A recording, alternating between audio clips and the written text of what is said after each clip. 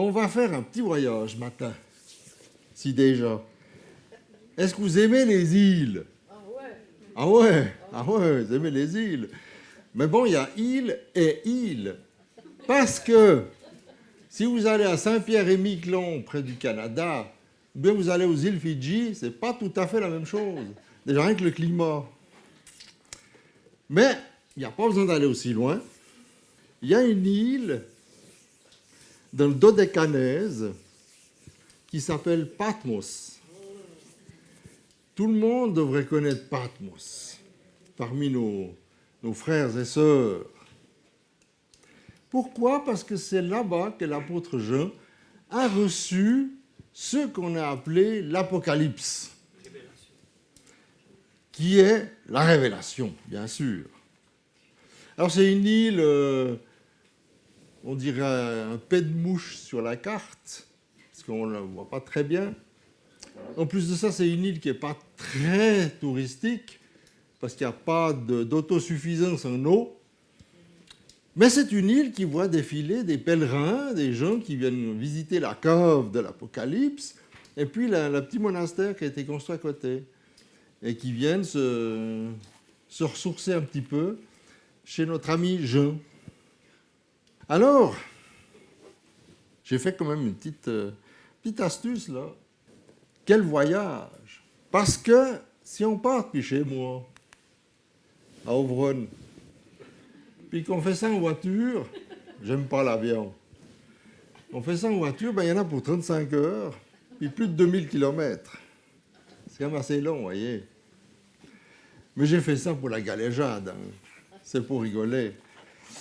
Mais c'est juste pour vous dire, c'est quand même pas la porte à côté non plus. Voilà. Et il y a une traversée en bateau par-dessus le marché. Alors, pour entrer dans le vif du sujet, l'Apocalypse, c'est quoi? C'est quoi? Alors, l'étymologie nous dit que Apocalypse, c'est la transcription du terme grec akopaloupsis, qui veut dire dévoilement, ou, comme quelqu'un me l'a soufflé à l'oreille, révélation. Voilà ce qu'il dit la Vulgate, Apocalypsis, qui a été traduit par Saint Jérôme, et puis traduit en français, Révélation de Jésus-Christ dans la Bible seconde. Les spécialistes attribuent la rédaction de l'Apocalypse entre les années 80 et 95, à la fin du règne de l'empereur Justinien. Et probablement, Jean, il est venu sur cette île de lui-même. Parce que vous savez, dans l'Empire romain, ceux qui étaient des gêneurs, ben, on les balançait sur des îles comme ça pour qu'on soit un petit peu tranquille entre nous. Mais là, Jean, il semblerait qu'il soit allé à Patmos de lui-même, je pense poussé par l'Esprit d'ailleurs, et puis il a reçu cette révélation. Il y a eu dans l'Église latine des décisions conciliaires arrêtées par des synodes régionaux, notamment Carthage en 397 et 419, qui fixent à 27, c'est un peu technique, le nombre des livres reçus en retenant l'Apocalypse. À l'époque de la Réforme protestante, je vous dis ça parce que j'aime l'histoire, c'est pas un secret, Luther lui accorde un rôle secondaire, donc à l'Apocalypse. Zwingli le compte même pas parmi les Écritures, et Calvin fait aucun commentaire. Alors moi, ce que je veux faire aujourd'hui, c'est pas toute l'Apocalypse, parce qu'on en aurait pour un moment. Mais c'est juste ces fameuses lettres, ces 7 lettres qui ont été adressées aux 7 églises.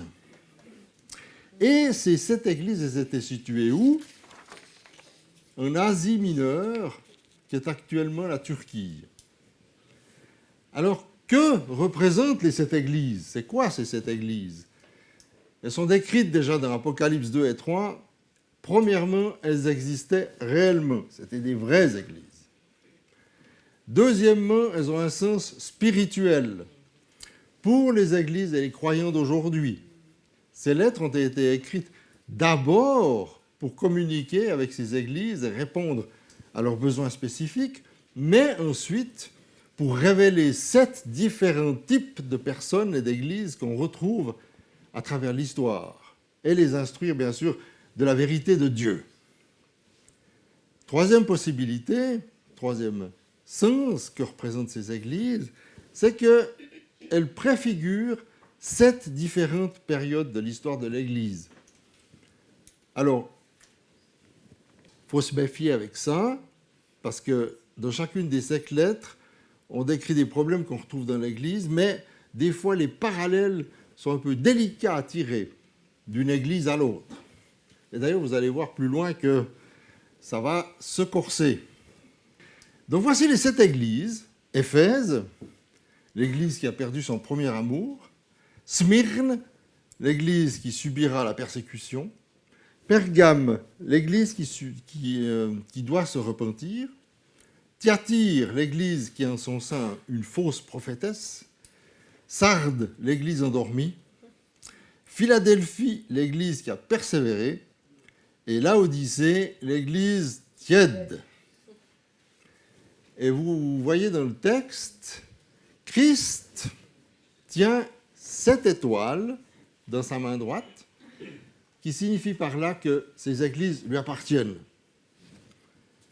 Et il marche au milieu des chandeliers d'or, ce qui signifie qu'il est toujours présent. Oui, parce que l'Apocalypse, c'est un livre très rigolo, mais plein de sous-entendus, plein de petites choses qu'il faut décrypter au fur et à mesure. On se dit, mais c'est quoi ces chandeliers? C'est quoi ces étoiles? C'est quoi ci? C'est quoi ça? Alors, je vous donne la clé ici pour ça. Nous avons en tout premier, dans la famille de cette église, je tire Éphèse, donc vous avez Patmos. Vous voyez l'île, petite île qui est là. Et vous avez Éphèse qui est ici. Et voilà l'église d'Éphèse avec la référence biblique. Alors, Éphèse, c'est une ancienne ville, bien sûr. Actuellement, c'est un site archéologique. Avec ma moitié, on a eu le bonheur de voir ça en 2004, quand on est allé en Turquie. Et on a vu, on a visité toutes les ruines, l'amphithéâtre, il y avait la bibliothèque, etc. C'était prenant parce qu'on imaginait les chrétiens à l'époque qui se réunissaient là, et puis on imaginait que quand même, il y avait 200 000 personnes dans cette ville. Ce n'était pas un petit bled de rien du tout, c'était vraiment la grande ville. Et très importante parce qu'en plus, elle avait un accès à la mer à l'époque. Et que dit la première lettre du Seigneur? Qu'est-ce qu'elle dit? Écrit à l'ange de l'église qui est à Éphèse, voici ce que dit celui qui tient les 7 étoiles dans sa main droite, celui qui marche au milieu des 7 chandeliers d'or. Je connais tes œuvres et ton labeur et ta patience, et que tu ne peux supporter les méchants, et que tu as éprouvé ceux qui se disent apôtres et qui ne le sont point, et que tu les as trouvés menteurs. Et que tu as de la patience, et tu as supporté pour mon nom, et tu ne t'es point lassé. Mais j'ai contre toi que tu as abandonné ton premier amour. Souviens-toi donc d'où tu es déchu, et repens-toi, et fais tes premières œuvres, sinon je viens à toi, et j'ôterai ton chandelier de sa place, si tu ne te repens. Cependant, tu as ceci, c'est que tu hais les œuvres des Nicolaïtes, lesquelles je hais moi aussi. Que celui qui a des oreilles écoute ce que dit l'Esprit aux églises. À celui qui vaincra, je lui donnerai à manger de l'arbre de vie qui est dans le paradis de Dieu. Belle lettre, ça. Alors moi, j'ai noté le positif et le négatif, avec un petit développement personnel. Bon à savoir le positif. Paul, acte 20, 31, et son disciple Timothée, 1 Timothée 1, 3, ont séjourné à Éphèse comme Jean qui a été membre de cette église. Deuxièmement, le Seigneur souligne qu'il connaît les œuvres, les efforts et la patience dont fait preuve Éphèse contre les méchants. Troisièmement, la détestation des œuvres des Nicolaïtes, c'était une secte qui fait référence à Balaam, qu'on trouve dans Nombres 31, 16, et qui prône la liberté des mœurs et le désordre sous prétexte de la grâce. Très dangereux, ça. D'ailleurs, ceci a été combattu par Paul dans Romains 6,15. Puis alors, le négatif, ça va comment l'histoire? Eh bien, l'Église a abandonné son premier amour. Que signifie ceci? Abandonner l'amour pour Dieu, ça revient à laisser tomber aussi l'amour pour le prochain. Or, ce crime, aux yeux du Seigneur, est très grave, puisqu'il viole clairement les deux commandements que Jésus a laissés aux disciples. Dans Matthieu 22, 35, 40, on lit « Et l'un d'eux, docteur de la loi, lui fit cette question pour l'éprouver. « Maître, quel est le plus grand commandement de la loi ?»« Je vais te choper, toi. » Jésus lui répondit « Tu aimeras le Seigneur ton Dieu de tout ton cœur, de toute ton âme et de toute ta pensée. C'est le premier et le plus grand commandement. Et voici le second qui lui est semblable. Tu aimeras ton prochain comme toi-même. De ces deux commandements dépendent toute la loi et les prophètes. » Donc le remède, c'est à portée de main. Il s'agit de se rappeler d'où on vient et se repentir de ses œuvres mauvaises. Et voici qu'on va aller un petit peu plus loin, à Smyrne. Et actuellement, Smyrne, ça ne s'appelle pas Smyrne, ça s'appelle Izmir. C'est donc la forme moderne pour dire Smyrne. Mais longtemps, la forme francisée Smyrne a été préférée à la forme turque Izmir, jusqu'au XXe siècle.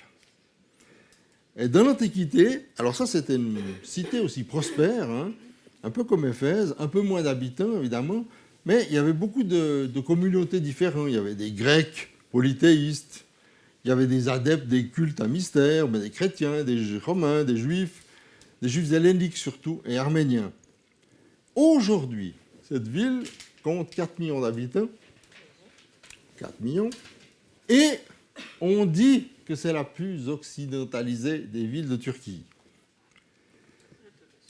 Qu'est-ce qui s'est passé à Smyrne? On va lire la lettre, fini, terminé. Et à l'ange de l'église qui est à Smyrne écrit « Voici ce que dit le premier et le dernier qui a été mort et qui est venu à la vie. Je connais ton affliction et ta pauvreté, mais tu es riche. Et les calomnies de ceux qui se disent juifs et ne le sont point, mais qui sont une synagogue de Satan. Ne crains pas ce que tu vas souffrir. Voici, le diable va jeter en prison quelques-uns d'entre vous, afin que vous soyez tentés, et vous aurez une affliction de 10 jours. Sois fidèle jusqu'à la mort, et je te donnerai la couronne de vie. Que celui qui a des oreilles écoute ce que dit l'Esprit aux églises. Celui qui vaincra n'aura à souffrir de la seconde mort. » Comme avant, je vous propose le positif. L'affliction et la pauvreté, point de vue physique, qui sont en réalité une richesse, point de vue spirituel, qu'on trouve dans Matthieu 6,20, Luc 12, 21, 1 Corinthiens 1, 5, 2 Corinthiens 6, 10, 2 Corinthiens 8, 9. Joli, joli. Résister aux calomnies des Juifs, qui sont la synagogue de Satan, par opposition à leur croyance d'être l'assemblée de l'Éternel. Parce qu'ils disaient, je suis l'assemblée de l'Éternel. Mais il faut savoir que les Juifs ont pris une part active dans la persécution des chrétiens, en les dénonçant notamment, et en disant, ah, mais eux, ils adorent un Dieu, mais les Romains, ils adorent un autre Dieu. Donc, ils n'adorent pas César, ni les autres dieux romains, donc c'est des mauvais. Les Juifs étaient méchants, hein. C'est pas sympa. Naturellement, ceux qui tiendront bon seront couronnés de la vie éternelle. On en a parlé avant, on l'a chanté. Et ne subiront point la seconde mort. Celle-ci signifie au contraire la séparation définitive avec Dieu, réservée à tous ceux qui sont restés incrédules. Le négatif, mais avec une promesse. Certains dans l'Église vont souffrir pendant 10 jours en étant jetés en prison. Néanmoins, le Seigneur promet son intervention pour les tirer de là. En 10 jours, toujours dans la Bible, les chiffres, les durées, tout ça, c'est assez compliqué, surtout dans l'Apocalypse, mais ça représente une courte durée en réalité. ça symbolise ce qui est complet du point de vue humain. On peut voir ça dans Daniel 1,12 notamment. Puis on continue. Camminiamo. On va à Pergame. Pergame qui est aussi une ruine actuellement. Un grec ancien, Pergamon, qui signifie citadelle.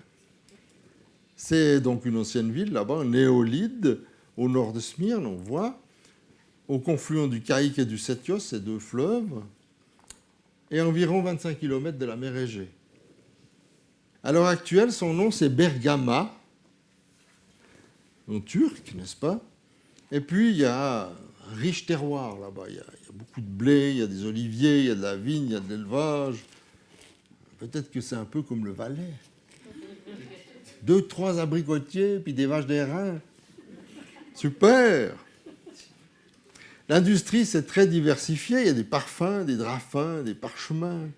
La bibliothèque, elle comptait 200 000 volumes, ce qui en faisait une des principales avec Alexandrie. Et elle est fameuse pour son école de rhéteurs, c'est-à-dire ceux qui font de la rhétorique, n'est-ce pas, qui étaient très doués, et des ateliers de sculpteurs. Mais ce qui nous intéresse, c'est la troisième lettre.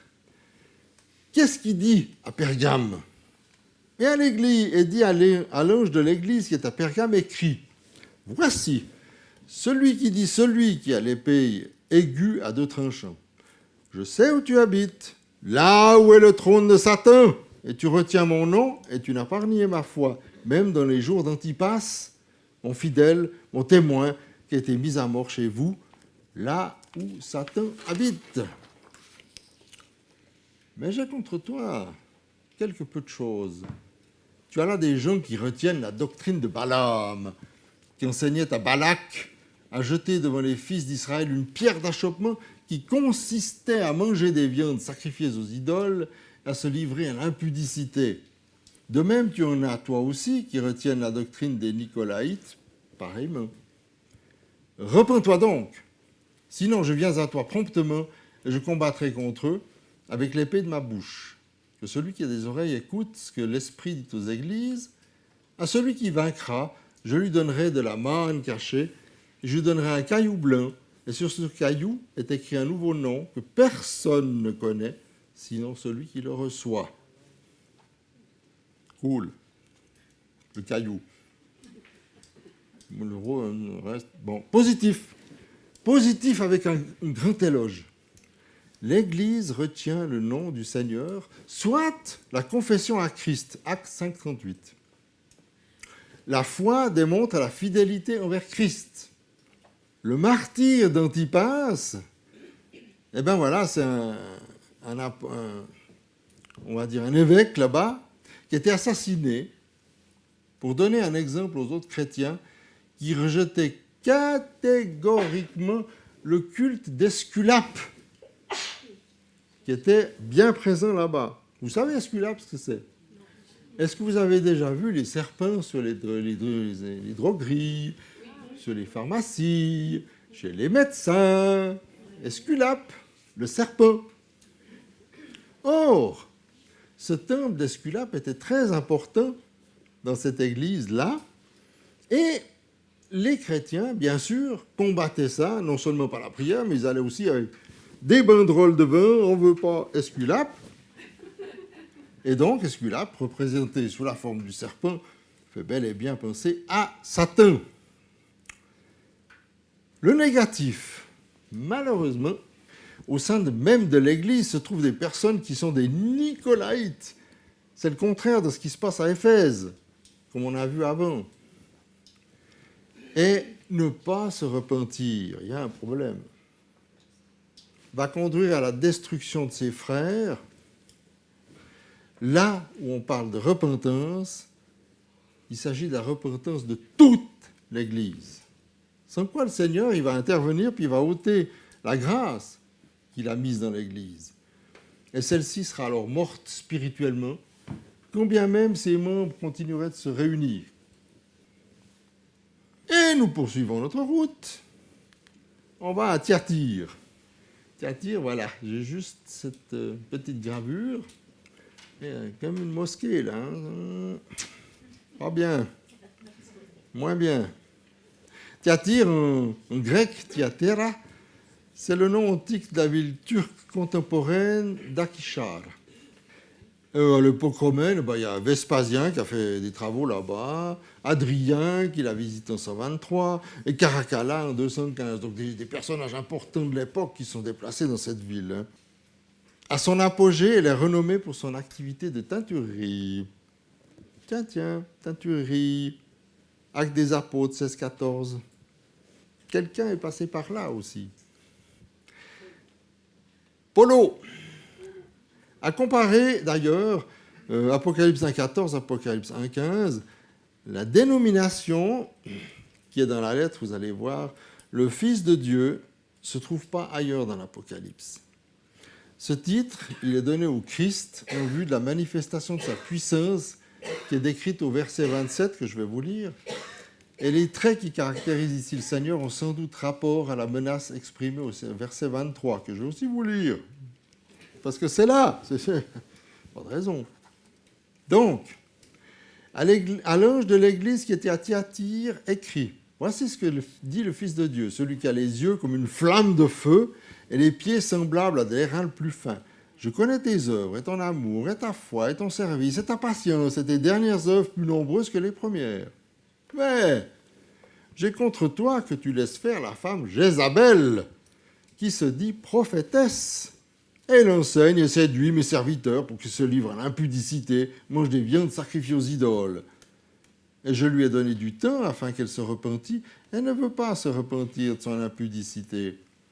Voici, je vais la jeter dans un lit et plonger ceux qui commettent l'adultère avec elle dans une grande affliction, s'ils ne se repentent pas des œuvres qu'elle leur enseigne. Et voici le verset 23. Et ces enfants, je les frapperai de mort. Et toutes les églises connaîtront que je suis celui qui sonde les reins et les cœurs, et je vous rendrai à chacun selon vos œuvres. Mais je vous dis à vous autres qui êtes à Thyatire, à tous ceux qui ne retiennent pas cette doctrine et qui n'ont point connu les profondeurs de Satan, comme ils disent, je ne jette point sur vous d'autres fardeaux. Seulement ce que vous avez, retenez-le jusqu'à ce que je vienne. Et celui qui vaincra et celui qui gardera mes œuvres jusqu'à la fin, je lui donnerai puissance sur les nations. Et voici le verset 27.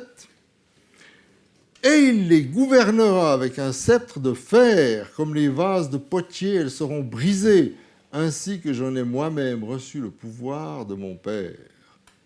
Et je lui donnerai l'étoile du matin, que celui qui a des oreilles écoute ce que dit l'Esprit aux églises. Voilà, voilà.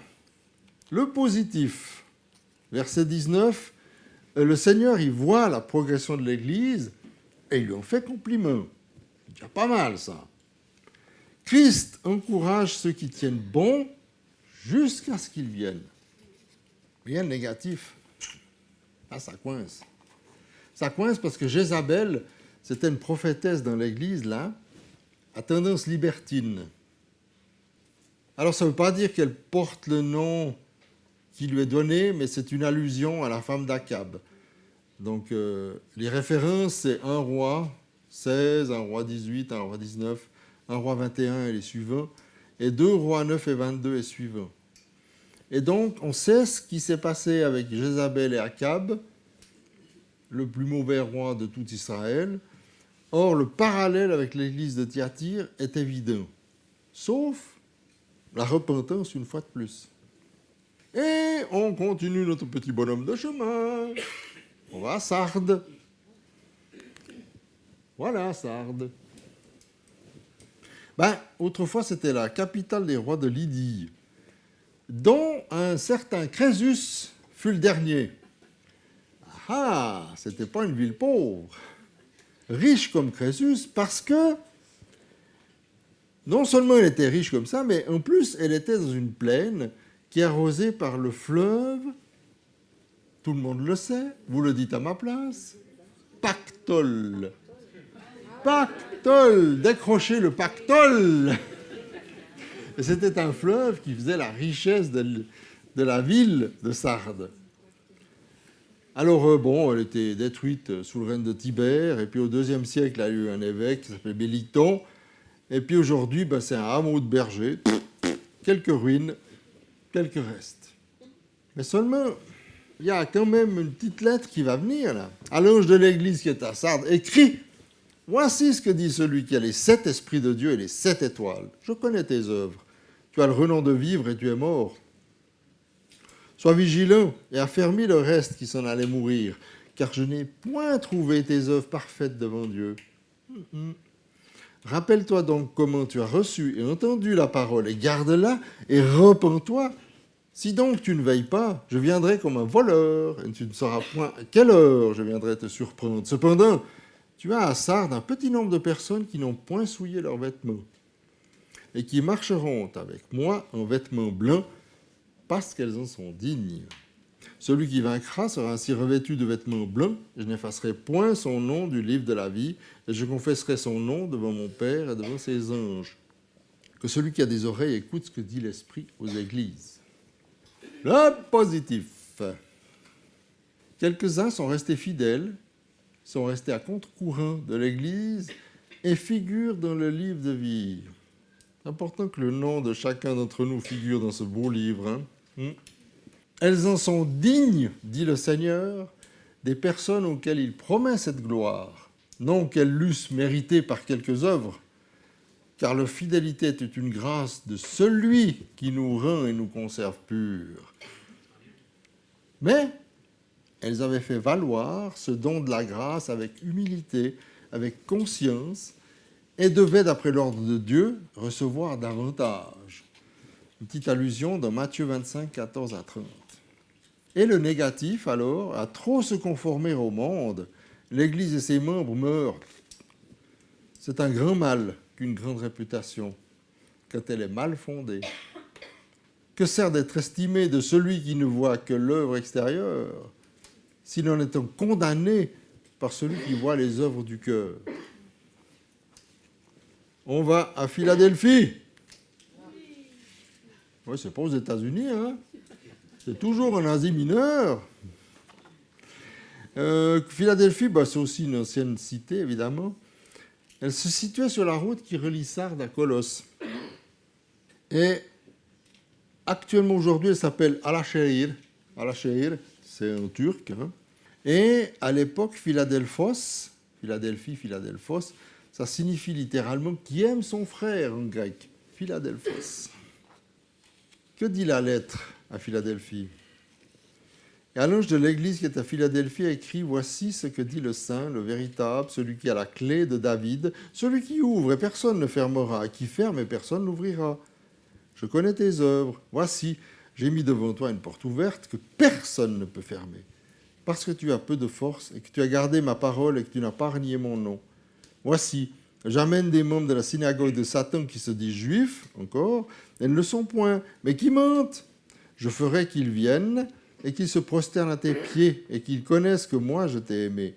Parce que tu as gardé ma parole de la patience, moi aussi je te garderai de l'heure de l'épreuve qui doit venir sur le monde entier pour éprouver les habitants de la terre. Je viens bientôt, tiens ferme ce que tu as, afin que personne ne prenne ta couronne.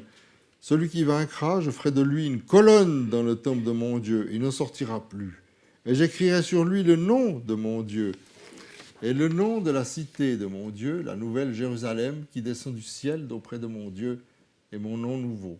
Que celui qui a des oreilles écoute ce que l'Esprit dit aux églises. Le positif. Les qualificatifs dont le Seigneur est paré sont appropriés pour l'église de Philadelphie, en particulier la porte qui est ouverte, que nul autre ne peut actionner. Et on trouve cette image dans Ésaïe 22, 22. Où il dit « Je mettrai sur son épaule la clé de la maison de David. Quand il ouvrira, nul ne fermera. Quand il fermera, nul n'ouvrira. » Ensuite, la fidélité reconnue par le Seigneur qui dit « Je connais tes œuvres et tu n'as pas renié mon nom. » Par contre, il y a du négatif. De nouveau. Les adversaires des chrétiens à l'époque, ce n'étaient pas des judéo-chrétiens. J'ai déjà signalé avant, les juifs, ils n'étaient pas sympas. Ce n'étaient pas des judéo-chrétiens. Certains interprètes pensent ça. C'étaient des juifs inconvertis, persécuteurs de l'Église. L'épreuve ou le jugement qui viendra en Apocalypse 8 et 9 qui vient sur la terre est à la fois négatif pour ceux qui le subiront et positif pour ceux que le Christ a mis à part, entendez, à sauver par son sacrifice à la croix, et qui auront tenu ferme. Et on finit par la brave Laodicée. Oui, alors Laodicée, il y a eu beaucoup de Laodicée qui portaient ce nom dans l'ancien empire séleucide, en Asie mineure.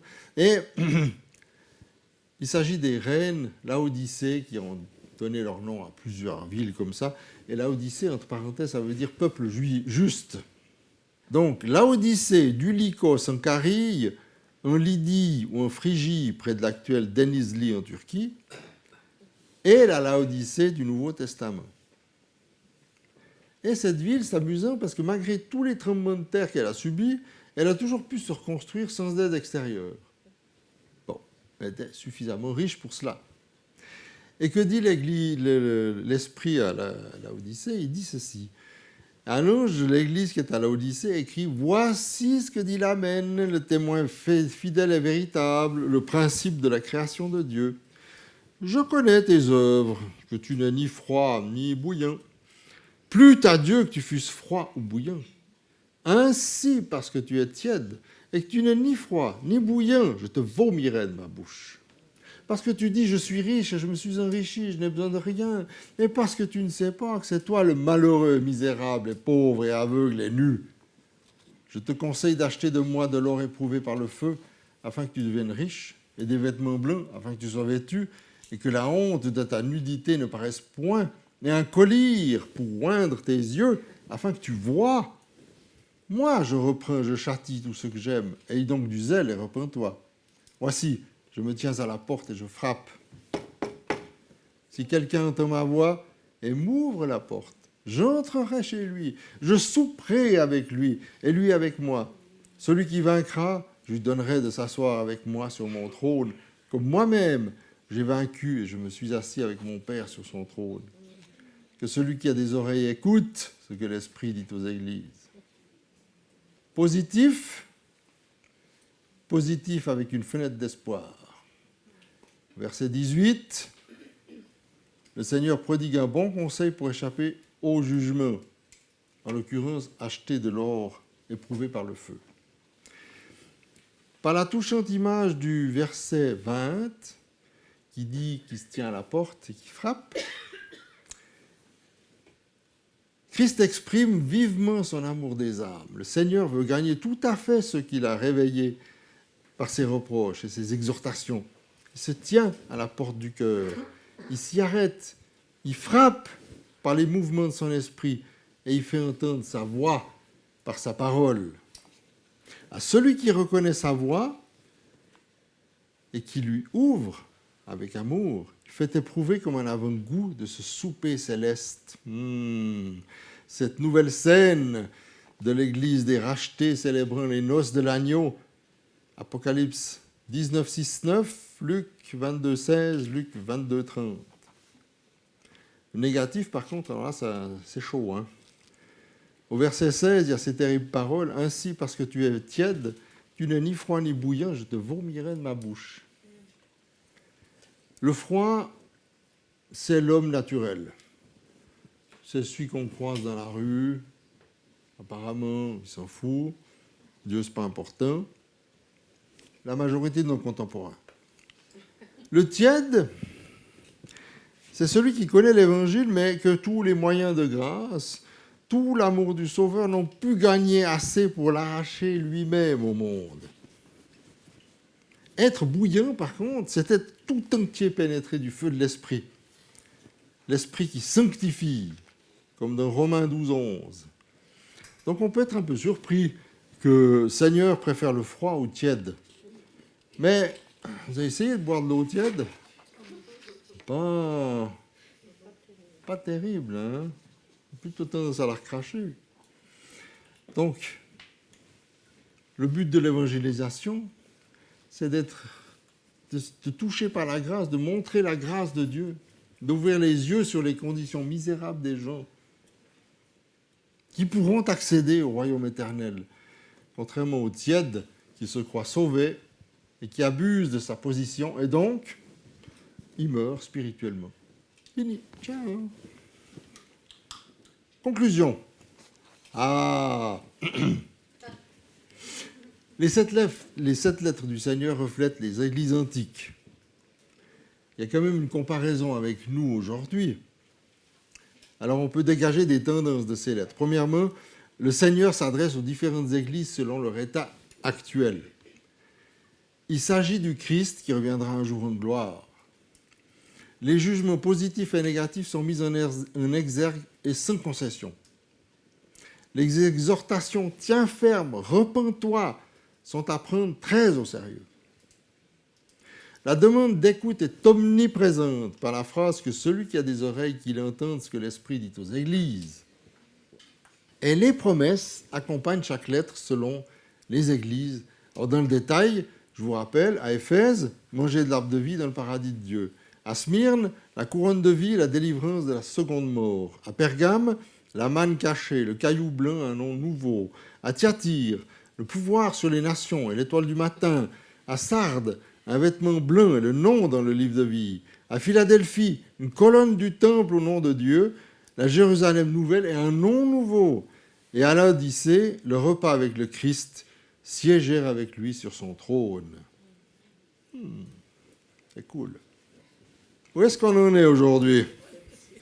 Ouais, pas terrible, hein?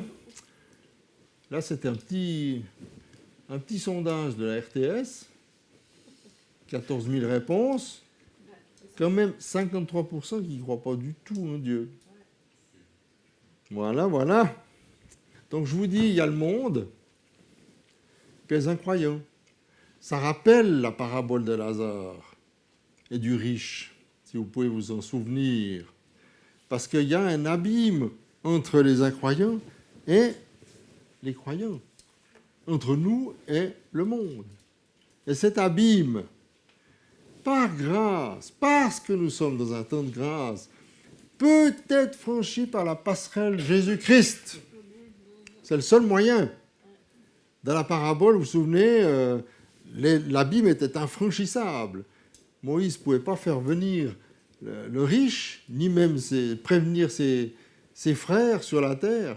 Mais là, il y a la possibilité pour les incrédules, les incroyants, les païens, de venir à Christ en passant par lui. Et le fameux royaume où on ne va pas s'ennuyer, il passe par là. Et l'Église, alors? Ça, les incrédules, il y a nous, mais il y a l'Église aujourd'hui. Et l'Église aujourd'hui, si Christ revient demain, est-ce qu'il va trouver la foi? Il a déjà posé la question. Est-ce qu'il va trouver son épouse prête? Grosse question. Alors, il y a trois branches dans la chrétienté, dans le christianisme. Il y a le catholicisme, il y a l'orthodoxie et il y a le protestantisme. Mais il y a un petit problème. Parce qu'il y a, tenez-vous bien, vous êtes assis, 47 300 dénominations ou rites chrétiens connus. Et ça, ça a été mis en exergue par le Center for Study of Global Christianity. Les lettres adressées aux 7 églises antiques, qui donc, c'est les chapitres 2 et 3 de l'Apocalypse, sont un avertissement pour nous aussi aujourd'hui. Attention, il s'agit de garder le cap, de tenir ferme face aux tempêtes antichrétiennes qui se déchaînent, attisées par les souffles enflammés du malin. Pourquoi? C'est justement pour ne pas se faire retirer le chandelier. Il faut tenir ferme, les amis. C'est un rappel puissant, intemporel, de la nécessité de la vigilance spirituelle. Parce que vous avez remarqué, dès que vous êtes plus vigilant spirituellement, il y a tout à coup des accros, il y a un truc qui se passe, il y a un pneu qui crève au bord de la route. C'est très, très, très embêtant. Donc un examen de conscience pour chacun. Elle appelle chaque croyant, chaque église à rester fidèle à la foi, à embrasser les valeurs de l'Évangile, à se préparer pour le retour du Christ. Aujourd'hui, il y a tellement de tentations, il y a tellement de possibilités de se mettre à côté, d'avoir des défis. Donc c'est crucial de se souvenir de ces enseignements.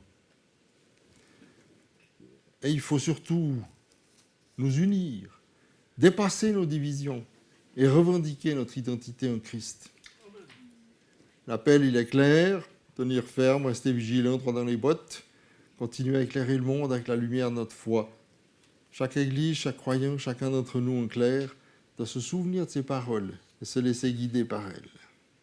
Et je termine par ces quelques versets de l'Apocalypse 22. « Moi, Jésus, j'ai envoyé mon ange pour vous attester ces choses dans les églises. Je suis le rejeton de la racine de David et son descendant, l'étoile brillante du matin. L'esprit et l'épouse disent « Viens », que celui qui entend dise « Viens », que celui qui a soif vienne, que celui qui veut de l'eau de la vie la prenne gratuitement. Je le déclare à toute personne qui écoute les paroles de prophétie de ce livre. Si quelqu'un y ajoute quelque chose, Dieu lui ajoutera les fléaux décrits dans ce livre. Et si quelqu'un enlève quelque chose aux paroles du livre de cette prophétie, Dieu enlèvera sa part de l'arbre de vie et de la ville sainte décrite dans ce livre. Celui qui atteste ces choses dit « Oui, je viens bientôt ». Celui qui atteste ces choses dit « Oui, je viens bientôt ». Amen. Viens, Seigneur Jésus. Que la grâce du Seigneur Jésus-Christ soit avec tous les saints.